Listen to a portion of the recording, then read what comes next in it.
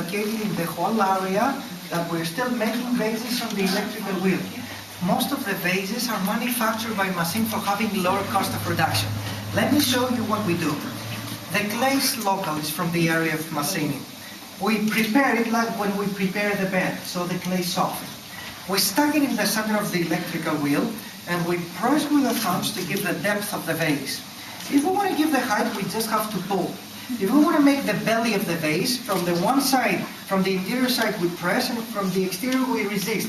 So the clay has to be always same thickness. If it's thinner or thicker, it might break. Every now and then, he adds water. If the clay gets dry, it will break in a second. That's why we have to keep it always wet. He's making for you right now this specific vase, the amphora. In antiquity, you can do that? Okay. Thank you. All right.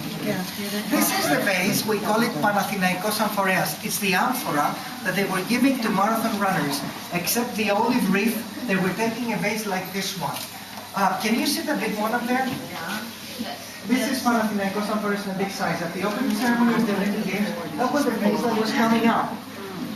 Okay, now, when he finishes a vase, he's not going to be able to put the answers right now. Why? When the clay is still wet, if we try to add the answer, it might bend. With bare eyes, we can't see that. But if we high fire it and the vase is like this, we're losing it. We can't paint it because we can't sell it. So this is a stage, the stadium that we use. Main first, the body first stage. Then we let it get dry, we put the answers. We reverse it upside down to get equally dry. Why? When we let the vases dry, they dry from the top to the bottom.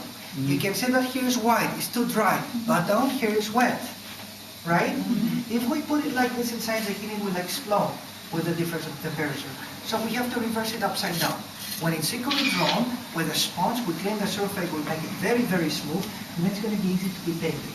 About painting, we have two options. One is to use natural plastic and acrylical colors. It will take no other stage just to do the painting, or we can use natural colors. Then we have higher cost of production. Why? First we high fire it, then second time we fire it with the black, and third time we fire it for the other colors, the red or the white. So it takes money and it takes time.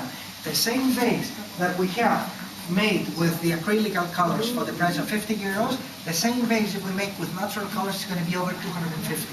People cannot afford to buy, but we have some samples for high school and colleges so they can see what it is. All right? Now, I will tell you how did you tell the difference between the quality of the vases. There are some vases that are machine made. You can understand from over here, the line. Positive side and negative side, pressed together. You can tell, right? Okay, those vases that they are molded, we have a stainless steel mold, we put the clay, we press it, and in a second we have a vase done, okay? So this is not expensive at all. Plus, that this is a decal, a leaf of plastic stuck on the top of the vase. So those vases upstairs are the same vases that you see in Plaka all over Greece, and we sell them for €4.60. We have a better version, and I'll explain you what is the better version. This vase, you can see the anches, and I broke it on purpose just to see how it is. It's all made by hand, like the one you see right now. That's why we're allowed to put the quality authenticity. But it's not free-handed hand painted.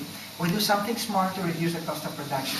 Those are secrets that we usually don't say, but you are just customers. Okay? So we use a stamp with ink.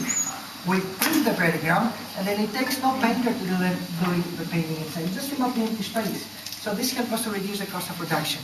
And finally, we have the exact copies from the National Archaeological Museum of Athens, vases like this one, 300 hand painted. Prices, €4.60, €7.50, €19.50. Imagine that you as a group, you enter up there without listening to the presentation, without looking at the pottery demonstration. If you see this one, you're going to love it because of the best. You're going to say €19.50. What might you say? Not very expensive, we can afford to buy. €19. What happened yesterday, the same size of the same color was only $4.60? Because if they're not side by side, it's so difficult to compare. Am I right so far?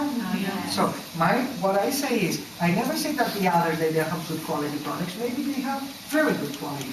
The difference between a workshop, a factory, cooperative, and a small store is that we have the flexibility to have all the three qualities. Less expensive ceramics for your friends, certainly depend on your friends. And there's quality products picture, you and the family have to go way down there to find them. Let me tell you something else about the statues. This because it's heavy. Okay.